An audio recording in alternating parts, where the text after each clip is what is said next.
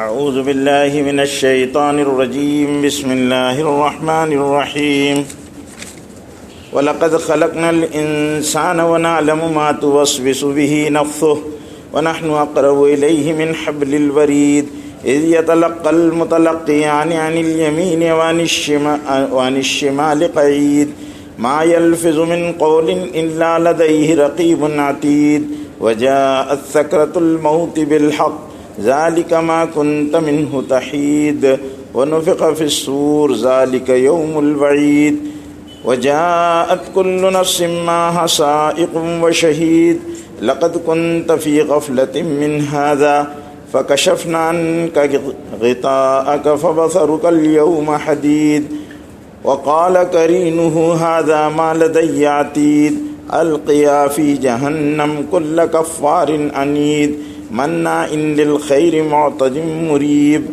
الذي جعل مع الله إلها آخر فألقياه في العذاب الشديد قال قرينه ربنا ما أطغيته ولكن كان في ضلال بعيد قال لا تقتسموا لدي وقد قدمت إليكم بالوعيد ما يبدل القول لدي وما أنا بظلام للعبيد۔ یہ سورہ قاف کا دوسرا رکوع ہے۔ کل یہ بات بیان کی گئی تھی کہ انسان کو دوبارہ اللہ کے پاس مرنے کے بعد حاضری کے سلسلے میں شک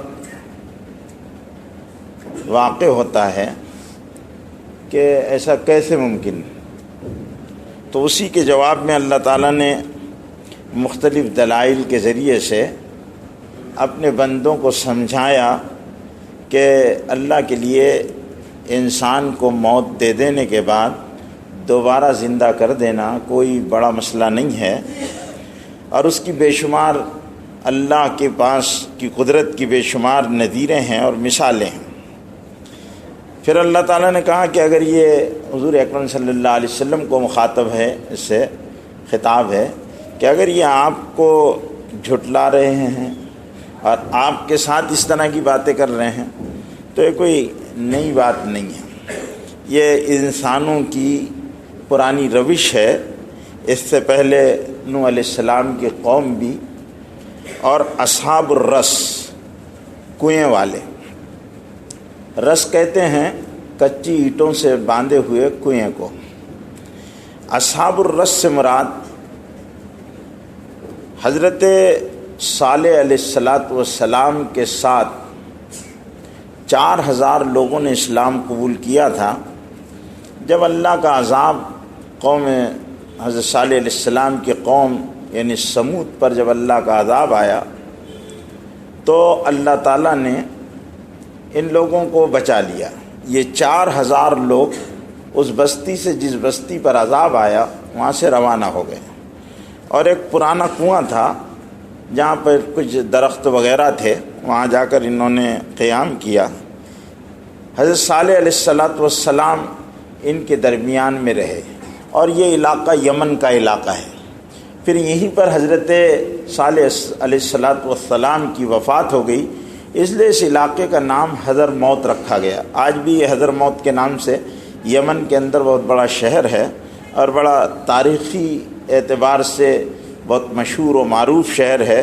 حضرت صالح علیہ السلام کی وہاں موت واقع ہو گئی، اور یہ قوم بہت زمانے تک توحید اور راستی پر اور ہدایت پر رہی، لیکن پھر دھیرے دھیرے ان میں شرک پیدا ہوا، اور انہوں نے اللہ کی ذات اور اس کے صفات میں غیر اللہ کو شریک کرنا شروع کر دیا، جس کے نتیجے میں اللہ تعالیٰ نے جس پر سمجھانے کے لیے اللہ تعالیٰ نے ان کے پاس نبی بھیجے۔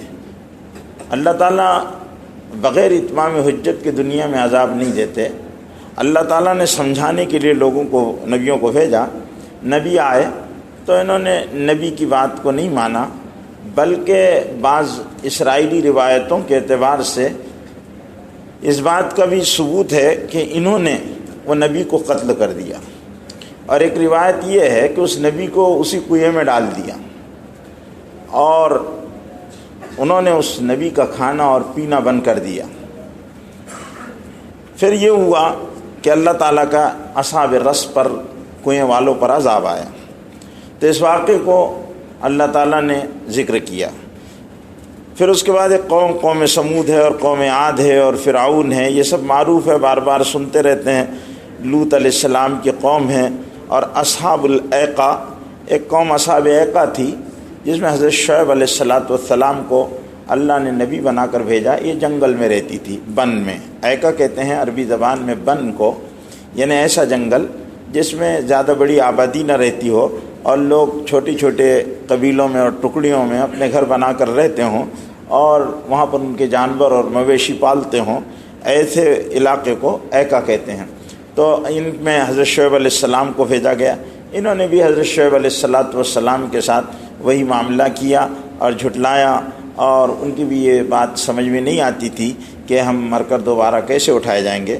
اسی طرح قوم تبع، یمن کے ایک بادشاہ کا نام تبع ہے، وہ بادشاہ کی تفصیلی حالات بار بار یہ قوم تبع کا ذکر آیا، تو اس کی تفصیل انشاءاللہ آگے آئے گا تو وہاں تفصیل بیان کی جائے گی کہ قوم تبع کون تھی اور تبع کا بادشاہ کون تھا۔ اصل میں دو قبیلے تھے، ہمیر اور ایک اور دوسرا قبیلہ تھا۔ ان قبیلوں کے حکمرانوں کو، ان قوموں کو تو تبع کہا جاتا ہے۔ یہ بھی سب یمن کے پٹے پر رہنے والی قومیں تھیں۔ آج بھی آپ نے قوم سبا کا تذکرہ سنا بھی 19ویں پارے میں کہ سبا، ملکہ سبا جو تھی، جس کو بلقیس بھی کہا جاتا ہے، وہ بھی اسی علاقے کے رہنے والی تھی۔ یہ بڑا زرخیز اور شاداب علاقہ تھا، یہاں خوب ہریالی تھی، بڑے بڑے باغات تھے۔ روایتوں میں آتا ہے کہ یہاں ان کے باغات میں سے اگر کوئی خالی ٹوکری لے کر گزر جاتا تھا تو پھلوں سے وہ ٹوکری بھر جایا کرتی تھی، اتنے پھل تھے، اتنی آبادی تھی۔ لیکن یہ قوموں نے اس کے باوجود بھی اللہ کی نافرمانیاں کی، اور ان کے دماغ میں یہ بات نہیں آئی کہ ہم مریں گے تو دوبارہ کیسے اٹھائے جائیں گے۔ بہرحال یہ ہے کہ کل کذب الرسل، یہ سارے رسولوں کو جھٹلاتے رہے۔ فاق وعید، تو پھر ہمارا جو عذاب ہے ان پر واقع ہو گیا اور ہم نے ان کو پھر ہلاک کر دیا۔ آج یہاں پر اسی خلق کو، یعنی مرنے کے بعد دوبارہ زندہ اٹھائے جانے کی اس کیفیت کو اللہ تعالیٰ بہت واضح طور پر، یہ دونوں رکوع جو ہیں، ایک میں مرنے کی کیفیت ہے اور دوسرے میں مرنے کے بعد کی کیفیت ہے، دونوں بہت اہم رکوع ہے۔ اور یہ سورہ قاف وہ رکوع ہے جس کو حضور اکرم صلی اللہ علیہ وسلم ہمیشہ فجر کی نماز میں اکثر پڑھا کرتے تھے، عیدین میں پڑھتے تھے، اور عیدین کی نمازوں میں یہ صورت پوری پڑھا کرتے تھے اور جمعے میں بھی پڑھا کرتے تھے۔ حضرت ام ہشام ایک صحابیہ ہیں جن کا مدینے میں 2 سال تک حضور صلی اللہ علیہ وسلم کا پڑوس رہا، اور ان کا تنور جس میں روٹی لگائی جاتی ہے اور حضور صلی اللہ علیہ وسلم کا تنور ایک ہی تھا۔ حضور صلی اللہ علیہ وسلم سورہ قاف کو اتنا پڑھا کرتے تھے کہ اس کی وجہ سے ان کو وہ سورہ قاف یاد ہو گئی تھی۔ یہ کہتی ہیں کہ میں نے سورہ قاف کو حضور صلی اللہ علیہ وسلم سے سن کر یاد کر لیا تھا، اور اتنی طویل صورت، لیکن حضور صلی اللہ علیہ وسلم جب اس کی تلاوت فرمایا کرتے تھے تو آج صلی اللہ علیہ وسلم کے ایک تو پڑھنے کا انداز ایسا دلکش تھا کہ سننے والوں کو اکتاہٹ اور بوریت نہیں ہوتی تھی، اور پتہ بھی نہیں چلتا تھا کہ کب یہ صورت تمام اور مکمل ہو گئی۔ حضور صلی اللہ علیہ وسلم اس صورت کو بہت زیادہ پڑھا کرتے تھے کیونکہ اس کے مضامین جو ہے وہ فکر آخرت کے مضامین ہیں، اور مرنے کے بعد کی جو ہمیشہ کی زندگی ہے، ان مسائل کو اس میں اللہ تعالیٰ نے بیان کیا ہے، اپنی توحید کے مضمون کو بیان کر اپنی قدرت کو بیان کرتے ہوئے اللہ تعالیٰ نے انسان کو یہ سمجھایا ہے کہ یہ دنیا کی زندگی عارضی اور وقتی زندگی ہے، اور پھر اس کے بعد موت ہے۔ جب موت آئے گی تو موت خاتمے کا نام نہیں ہے، بلکہ ایک نئی زندگی کا آغاز ہوگا۔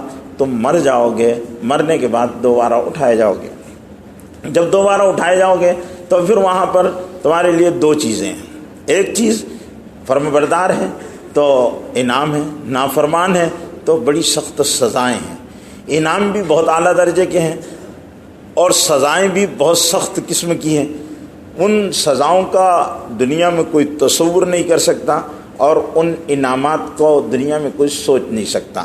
حضور اکرم صلی اللہ علیہ وسلم ارشاد فرماتے ہیں، ما لا عین رأت، جو میری آنکھوں نے دیکھا، ما لا عین رأت، ایسا اللہ، حدیث قدسی ہے، اللہ رب العزت ارشاد فرمائے ما عادت لعبادی الصالحین، جو چیز میں نے تیار کر رکھی ہے میرے نیک بندوں کے لیے، ما لا عین رأت، اس کو کسی آنکھ نے نہیں دیکھا، ولا اذن سمعت، کسی کان نے نہیں سنا، ولا خطر علی قلب بشر، اور نہ کسی انسانی دل پر اس کا خیال تک گزرا ہے کہ ایسے بھی آسائش و آرام کے نقشے اللہ رب العزت نے اپنے نیک بندوں کے لیے تیار کر رکھے ہیں۔ ہم بہت زیادہ لگژری اور بہت زیادہ آسودہ زندگی گزارنے کا تصور اگر کریں گے تو کیا ہوگا کہ ایک عالی شان بنگلہ بنا لیا جائے اور اس میں پارک بنا لیا جائے اور اس میں سوٹ بنا لیا جائے اور اس میں یہ چیز وہ یعنی دنیاوی اعتبار، لیکن جنت جو ہے میرے بھائیوں وہ ایسی عجیب و غریب چیز ہے کہ اس کے بارے میں آپ سوچ بھی نہیں سکتے، آپ سوچ بھی نہیں سکتے۔ یہاں قرآن مجید میں جو کہیں کہیں تھوڑا تھوڑا اللہ نے کہیں کہیں بتایا ہے، کہیں کہیں بتایا، اس کا ذکر کیا ہے، تو وہ اتنا عجیب ہے کہ اگر آدمی اس کو سمجھ لے نا تو اپنی جگہ چھوڑ دے، وہ اچھل پڑے۔ تو ایسی ایسی چیزیں اللہ تعالیٰ نے بیان فرمائی ہیں۔ اب چونکہ مسئلہ اس کا نہیں ہے، وہ آگے جب آئے گا سورہ رحمان میں تذکرہ آئے گا اور سورہ واقعہ میں تذکرہ آئے گا تو وہاں انشاءاللہ میں بہت تفصیل سے بہت ساری چیزیں انشاءاللہ اگر زندگی رہی تو وہاں پر بیان کیا جائے گا۔ یہاں وَلَقَدْ خَلَقْنَا الْإِنسَانَ، تحقیق ہم نے انسان کو پیدا کیا۔ اللہ کیا کریں؟ وَلَقَدْ خَلَقْنَا الْإِنسَانَ، انسان کو پیدا ہم نہیں کیا، اللہ کی قدرت سے بنایا گیا۔ اب دیکھو یہاں جتنے بھی بیٹھے ہر ایک کا منہ الگ، ہر ایک کی ناک کی سائز الگ، ہر ایک کے ناک کا اسٹائل الگ، ہر ایک کا رنگ الگ، ہر ایک کے پوروں پر بنے ہوئے نشانات الگ۔ ایک ماں اور ایک باپ سے پیدا ہونے والوں میں بھی کبھی یہ انگلیوں کے نشانات نہیں ملتے اور یہ آنکھوں میں جو لینس ہے یہ نہیں ملتی، تو اب بتاؤ آواز میں مشابہت تو ہو سکتی ہے تھوڑی بہت، لیکن ہر چیز میں بہت بڑا فرق آئے گا اور وہ فرق اللہ تعالیٰ کر دیتے ہیں۔ اور سارا بن رہا کیسے؟ مما، پانی سے بنا رہے اللہ تعالیٰ۔ کیسے بنا رہے؟ پورا مٹیریل انسان کی جسموں میں کیا ہے؟ گوشت ہے، لیکن بنائے کیسے؟ اللہ کہتے ہیں ہم نے پانی سے بنایا۔ آج ہی آپ نے تراویح میں وہ آیت سنی ہے کہ ہم نے پانی سے بنایا، مما، ہم نے پانی سے بنایا انسان کو۔ اور وہ پانی ایسا ہے کہ کسی کو بھی لگ جاتا تو وہ کیا کرتا ہے، اس سے جلدی سے نجات پانے کی کوشش کرتا، دھوئے گا وہ پانی۔ لیکن اللہ کہتے ہیں هل أتى على الإنسان حين من الدهر لم يكن شيئا مذكورا، کیا انسان پر وہ وقت نہیں آیا جب کوئی قابل ذکر چیز نہیں تھا؟ کوئی کہے گا کہ میں منی تھا، کوئی کہے گا کہ میں گندا پانی تھا، قابل ذکر چیز نہیں تھا انسان۔ نہ وہ اپنے آپ کو منی کہنے میں فخر محسوس کرے گا، نہ گندا پانی کہنے میں، لیکن واقعہ یہ ہے کہ ہر انسان منی کا قطرہ تھا اور گندا پانی تھا۔ الم یکن نطفۃ من منی یمنی، کیا انسان منی کا نطفہ نہیں تھا جو ٹپکایا گیا تھا؟ پھر اللہ رب العزت نے اس کو پیدا کیا، تو اللہ کہہ رہتے ہیں کہ ہم نے انسان کو بنایا۔ تو جب ہم خالق ہیں اور پہلی مرتبہ بغیر کوئی ہمارے پاس نہ کوئی بغیر نمونوں کے بنا دیتے ہیں، اللہ بس کہتے ہیں ہو تو ہو جاتا، نہ کوئی ماڈل تیار کیا جاتا اس کا، نہ کوئی اسٹرکچر تیار کیا جاتا ہے، نہ کبھی کوئی چیز بنائی جاتی، نہ کوئی خاکہ ہوتا ہے، نہ اس کے لیے باہر سے کوئی مٹیریل کہ بھئی آنکھیں امریکہ سے لی جا رہی ہو اور کان جاپان سے لیے جا رہے ہیں اور ٹانگیں چائنا سے لی جا رہی ہو اور ہاتھ تائیوان سے لیے جا رہے ہوں اور پیٹ کہیں ساؤتھ افریقہ سے لیا جا رہا ہو۔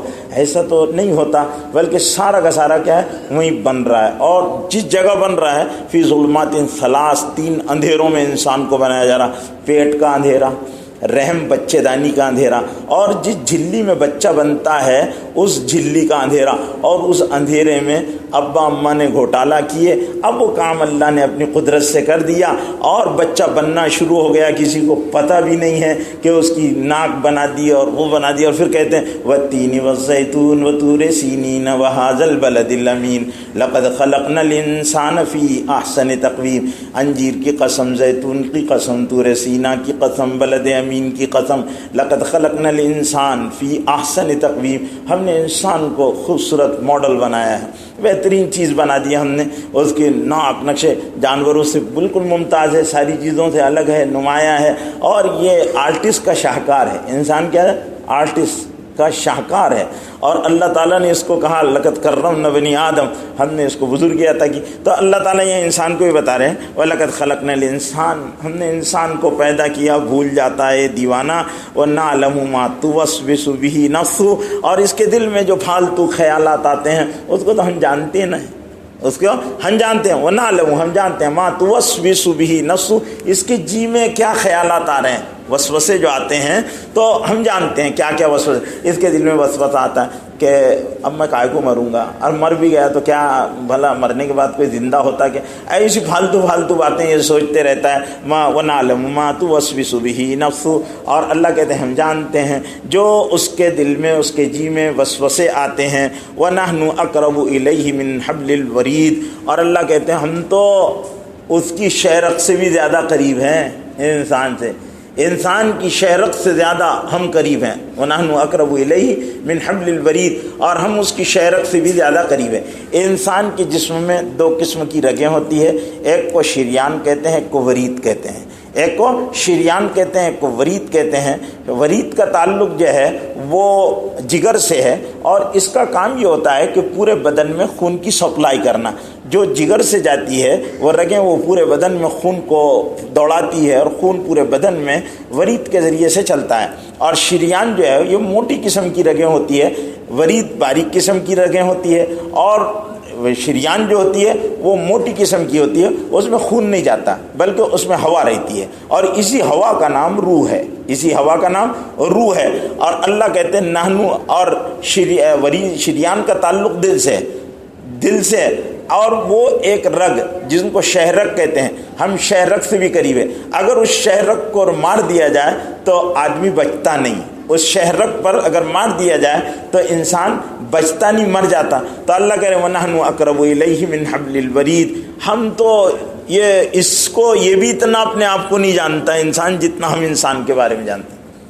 آپ اور میں اپنے بارے میں اتنا نہیں جانتے جتنا آپ کا اور میرا پیدا کرنے والا آپ کے اور میرے بارے میں جانتا ہے، اس لیے کہ وہ ہم سے، ہماری شہرک سے بھی زیادہ قریب ہے. شہرک کتنی قریب ہوتی ہے؟ بالکل دل سے قریب ہوتی ہے، دل سے قریب ہوتی ہے، اس کا تعلق دل سے ہوتا ہے شہرک کا.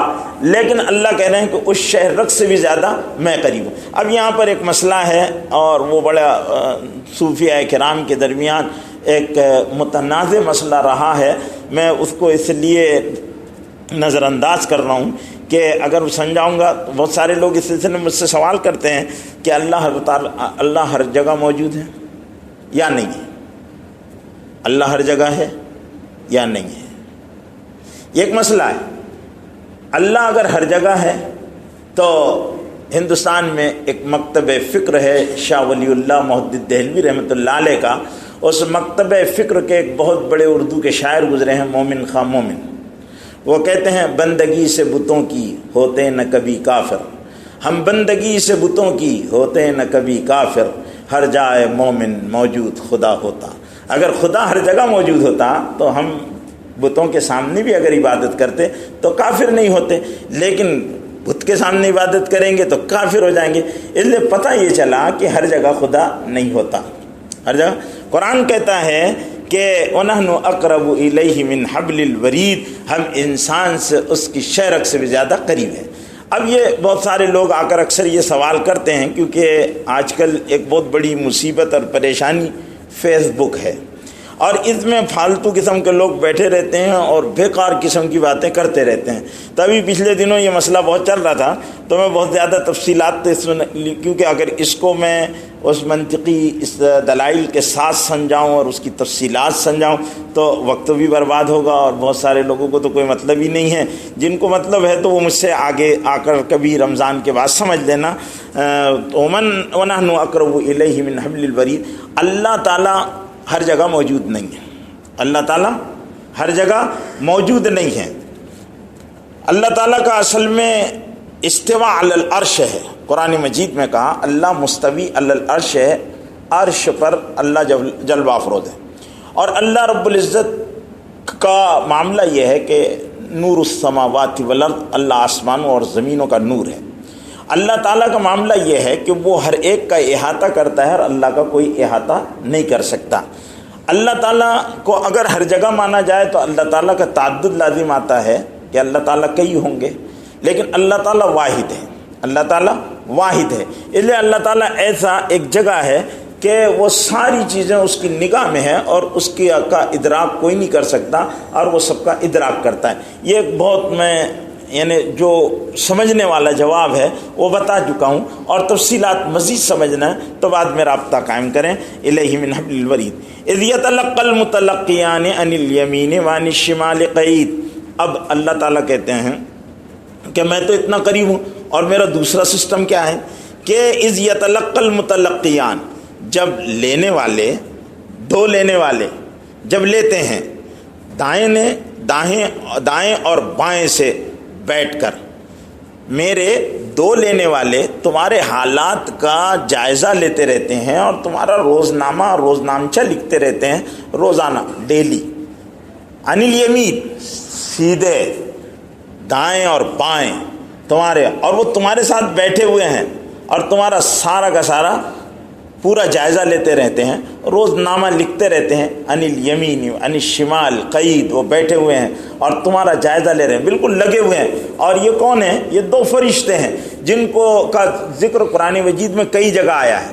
اب ان آیتوں کو تو آپ قرآن شریف میں ملاحظہ فرما لیں، لیکن مشہور جو ہر آدمی جس آیت کو سنتا ہے، کرامن کاتبین یعلمون ما تفعلون، دو فرشتے ہیں، کرامان اصل میں تھا، وہ اضافت کی وجہ سے نون ساکت ہو گیا، کرامن کاتبین، دو لکھنے والے فرشتے، دو فرشتے ہیں لکھنے والے۔ وہ کیا کرتے ہیں؟ سارا ریکارڈ لے رہے ہیں، روز کا، روز لیتے رہتے ہیں، ہم کو خبر بھی نہیں ہے، ہم کو خبر بھی نہیں۔ حدیث میں آتا ہے، حضور اکرم صلی اللہ علیہ وسلم نے ارشاد فرمایا کہ ایک آدمی کوئی بھلا کلمہ بولتا ہے، کوئی بھلی بات بولتا ہے، اور وہ سمجھتا بھی نہیں کہ اس نے اتنی شاندار بات بول دیا ہے اور اس کا کوئی نہیں، لیکن وہ اللہ کو اتنی پسند آتی ہے کہ اللہ تعالیٰ اس کے بارے میں اتنے خوش ہوتے ہیں کہ کہتے ہیں کہ جاؤ اس کے کو گناہ معاف کرو، اس کلمے کی وجہ سے نے بہت شاندار بات کہہ دی ہے۔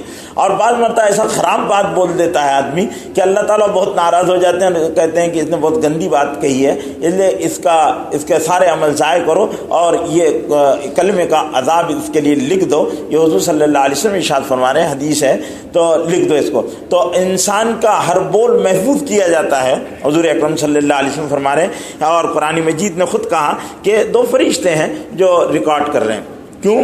اس لیے کہ یہ انسان کو اللہ تعالیٰ نے بہت زیادہ یہ اللہ تعالیٰ کی انسان خاص مخلوق ہے اللہ تعالیٰ کی۔ میں نے کہا نا کہ یہ اللہ آرٹسٹ کا کمال ہے۔ جیسے ہر انسان اپنی زندگی میں، جیسے ایک شاعر ہوتا ہے، موٹی مثال دیتا ہوں، ایک شاعر ہوتا ہے اور وہ پوری زندگی شاعری کرتا ہے۔ شاعر یوں بھی گھر کے باہر رہتے ہیں، بے تک بندی کرتے رہتے ہیں، کبھی کبھی بہت اچھی بات بولتے ہیں اور وہ ایسا شعر کہہ دیتے ہیں کہ وہ ان کو اس پر خود وہ کیا شعر میں نے کہا، جیسے مومن خواہ مومن نے ایک شعر کہا، تم میرے پاس ہوتے ہو گویا، تم میرے پاس ہوتے ہو گویا جب کوئی دوسرا نہیں ہوتا۔ یہ شعر ہے، اس کو آپ بھی نہیں سمجھیں گے، میں سمجھاؤں گا تو سمجھیں گے، بہت مزہ آئے گا آپ کو، لیکن سمجھاؤں گا نہیں میں۔ تم میرے پاس ہوتے ہو گویا جب کوئی دوسرا نہیں ہوتا۔ جب غالب نے یہ شعر سنا تو غالب فنکار تھے، شاعر تھے، انہوں نے جب یہ شعر سنا تو کہا واہ واہ مومن، تم نے کیا غضب کی بات کہی تھی۔ آپ نے دیکھا ہوگا نا مشاعرے میں پبلک تو کہتی واہ واہ واہ واہ واہ واہ کرتے رہتی، لیکن شاعر جو ہوگا وہ ہر شعر پر واہ واہ نہیں کرے گا، وہ معلوم ہے کہ یہ تک بندی ہے۔ وہ جب اچھا شعر کہا جائے گا تو وہ پھر اس وقت کہے گا واہ بھائی کیا بات کہی گئی۔ تو غالب نے کہا واہ واہ کیا بات کہی مومن تم نے، تمہارا یہ شعر میرے نام کر دو، میرا دیوان میں تمہارے نام کر دوں۔ یہ فنکار جانتا ہے۔ تو اللہ تعالیٰ نے انسان کو بنا، بڑی کمال کی چیز بنائی۔ تو اب اللہ تعالیٰ اس انسان سے کیا چاہتے ہیں؟ وہ یہ ہے کہ اس انسان کو اللہ نے زمین بنائی اس کے لیے، آسمان بنائی اس کے لیے، بیوی بنائی اس کے لیے، اولاد دی اس کے لیے، ساری چیزیں دی، اس کو دماغ دیا، ساری چیزیں دی، ممتاز کیا۔ تو اب اس کی پکڑ بھی بہت زیادہ سخت کریں گے اللہ۔ جانوروں کو کیا کریں گے اللہ کہ ان کو کھپا دیں گے، آسمانوں کو اڑا دیں گے، پہاڑوں کو روئی کے غالوں کی طرح برباد ضائع کر دیں گے، زمینیں ختم کر دی جائے گی، کوئی چیز نہیں رکھیں گے۔ کبھی رکھیں گے کس کو؟ ہم کو رکھیں گے۔ کائے کے لیے رکھیں گے؟ اچھا کرو گے تو نعمتیں دیں گے، نہیں تو پھر ہے اللہ تعالیٰ، کیونکہ انہوں نے نعمتیں دی، تم پر بڑی مہربانیاں کی، اور تم کو اور ہم کو ایسے انعامات سے نوازا اور ایسا ہو کہ نبیوں کا سلسلہ، آسمانی کتابوں کا سلسلہ جاری کیا اور امام الانبیاء کو بھیجا اور اپنے پیاروں اور چہیتوں کو اس انسان کی ہدایت کے لیے ان کی تکلیفیں برداشت کی، کیسا ستایا ان کی قوموں نے۔ ابھی پچھلے جمعوں میں جو لوگ مسلسل یہاں جمعے میں بیان حضور پاک صلی اللہ علیہ وسلم اور انبیاء علیہ الصلوۃ والسلام کی دعوت کے سلسلے کی جو قربانیاں ہیں اور ان کی قوموں نے جو ستایا، اس کے تذکرے کو آپ نے سنا کہ کیسے انبیاء علیہ الصلوۃ والسلام ستائے گئے اور اللہ ان کے ستانے کو برداشت کر۔ اللہ کا معاملہ تو عجیب ہے کہ اللہ اپنے پیاروں کو بھوکا رکھتا ہے، فاقوں میں رکھتا ہے، اور اپنے دشمنوں کو اور اپنے دوستوں کے دشمنوں کو بریانیاں کھلاتا ہے۔ فرعون مزے لے رہا ہے۔ موسیٰ علیہ السلام کا حال یہ ہے کہ ان کی قوم کہہ رہی ہے موسیٰ ہمارے لیے کھانے کا انتظام کرو، ہم بھوکے ہیں۔ جب اللہ نے انتظام کر دیا، منسلوا دیا، کہا موسیٰ ہمارے بس کا نہیں ہے منسلوا، ہمارے لیے ٹماٹے بٹاٹوں کا انتظام کرو، تو اللہ تعالیٰ نے کہا چلو ان کے لیے ٹماٹے بٹاٹوں کا انتظام کر دو۔ تو اللہ تعالیٰ اپنوں کو ان حالات میں رکھتا ہے اور اپنے دشمنوں کو اللہ تعالیٰ کیسے نوازتا رہتا۔ فرعون کہہ رہا ہادی الانہار تجری من تحتی، دیکھو یہ نہریں ہیں، دجلہ ہے، فرات ہے، نیل ہے، میرے نیچے سے بہ رہے ہیں، میں کتنا بڑا خدا ہوں۔ تو اللہ تعالیٰ پھر بعد میں اس کو انجام ان کا برا ہوتا ہے، لیکن ان کا جو مرحلہ رہتا ہے بڑا دلکش ہوتا ہے۔ تو یہاں اللہ تعالیٰ نے یہاں پر بتایا کہ ہم انسان کے لیے 2 فرشتے لگا، کیوں کہ نکلے گا نا بھائی تو نماز کیوں نہیں پڑھا تھا؟ میں نے پڑھا تو تھا، یہ تو اللہ میاں کو بھی سرما پہناتے رہتا ہے، تو اللہ پڑھا تھا، میں نے کہاں پڑھا تھا؟ ریکارڈ میں ہے، کائے کا ریکارڈ؟ ہمارے پاس ریکارڈ ہے، ہمارے پاس ریکارڈ ہے۔ تم سی سی کیمرے میں ہر وقت سی سی کیمرہ لگا ہوا ہے، کہیں سی سی کیمرہ لگا رہتا تھا، سی سی کیمرہ الرٹ رہتا ہے کہیں میری کوئی حرکت ایسی نہ ہو جائے، کوئی دیکھ نہ لے، تو لیکن وہ ایک سی سی کیمرہ لگا ہوا ہے، اس کو بھولا ہوا ہے کہ میں ہمیشہ جو ہوں میں نگرانی میری ہو رہی ہے اور اللہ رب العزت کے سیٹلائٹ کی زد میں ہوں میں، اور میں اس سے بھاگ نہیں سکتا ہوں، اور میرا پورا کا پورا جو ہے بایو ڈاٹا وہ تیار ہو رہا ہے، اور میرے سارے فوٹیج جو ہیں وہ سارے تیار ہو رہے ہیں اور مجھے سب ریکارڈ کیا جا رہا ہے۔ تو انسان وہ بھول جاتا، تو اللہ کہہ رہے ہیں ہم نے تو کئی انتظام کیے، انسان کو اللہ کہہ رہے ہیں ہم نے کئی انتظام کیے۔ پہلا انتظام تو یہ کیا کہ ہم حبل ورید شیرک سے بھی زیادہ قریب ہے، زیادہ ہوشیاری دکھائے گا تو پھر بتائیں گے، کیونکہ ہم خود اب تو نگرانی کر رہے ہیں۔ دوسرا کام یہ ہے کہ چلو بھائی دلیل لگتی ہے، تو دلیل مانگے گا انسان کو، ہم نے کھوپڑی دی نا تو بولے گا اللہ میاں دلیل بتاؤ، تم کہہ رہے تو نے نماز نہیں پڑھی، تو میں نے تو نماز پڑھی تھی، آپ کہہ رہے ہیں نہیں دلیل، تو پھر ہم 2 آدمی لگا کر، فرشتے لگا کر رکھے جو بیٹھے ہوئے ہیں ساتھ میں۔ پھر آگے ما یلفظ من قول الا لدیہ رقیب عتید، اور جو زبان سے بات نکلتی ہے اس کو ہمارے لکھنے والے لکھ رہے ہیں، اس کو تیار کر کر رکھے ہیں، زبان کا بول۔ اب جب اعضاء و جوارح کی حرکت پر ہی نظر نہیں ہے، زبان کے بول پر بھی ہماری تم کیا بول رہے ہو وہ بھی ریکارڈ کیا جا رہا ہے، وہ بھی ریکارڈ کیا جا رہا ہے۔ ایسے آئی فون ہے ہمارے پاس جس میں بہت ہی انتہائی حساس قسم کے ریکارڈر لگے ہوئے ہیں، اور جو ہم ریکارڈ کر رہے ہیں اس کو، اور وہ محفوظ ہے ہمارے پاس۔ جب تم انکار کرو گے تو ہم اس کو بجا دیں گے کہ یہ ہے بابا تمہارے قول، اور یہ ہے تمہارے فعل، اور یہ ہے تمہارا پورا کا پورا 7/12، اب بتاؤ تم کیا کہتے ہو۔ تو اللہ تعالیٰ کہتے ہیں الا لدیہ رقیب عتید، وہ فرشتے، اور پھر 2 فرشتے وہ ہیں، اور زبان کے بول کو بھی محفوظ کیا جا رہا ہے۔ اس کی ترتیب کیا ہوگی یہ اللہ بہتر جانتے ہیں، اس کی ترتیب کیا ہوگی زبان کے بول۔ اس لیے ایک صحابی کہتے ہیں، اور بہت سارے بزرگوں کا اس آیت کے نزول کے بعد معاملہ یہ تھا کہ وہ بہت زیادہ بولتے نہیں تھے، کہ پتہ نہیں کون سی بات بول دوں اور پکڑ لے اللہ تعالیٰ، کون سی بات میں پکڑ لوں اور بولوں اور گرفت کر لے۔ بولتے کم تھے، بہت سارے لوگ بولتے ہی نہیں تھے۔ ارے آپ بولتے کیوں؟ تو حضرت لقمان حکیم سے پوچھا گیا آپ بولتے کم ہیں سنتے زیادہ ہیں؟ بولتے، ہم بولنے کو کمال سمجھتے ہیں، جس کو جتنا کم آتا وہ اتنا زیادہ بولتا ہے، وہاں بولتے کم۔ تو کہنے لگے اگر بولنا اچھا ہوتا تو اس کے لیے گیٹ وے آف انڈیا ایک ہی ہے بولنے کے لیے، اور سننے کے لیے 2 کان دیے۔ اگر بولنا اچھی چیز ہوتی تو اللہ تعالیٰ بولنے کے لیے ناک کے اوپر بھی ایک زبان دے دیتے، پیشانی میں ایک لگا دیتے کہ بھچر بھچر کرتا رہے، بولتے ہی جا جو دل میں آئے. لیکن بولنے کے لیے ایک راستہ دیا، سننے کے لیے دو راستے دیے، دو راستے. بولنا کوئی بات تو انسان جب بول رہا ہے تو اس کے بول محفوظ کیے جا رہے ہیں، اللہ کہہ رہے ہیں ہم محفوظ کریں گے.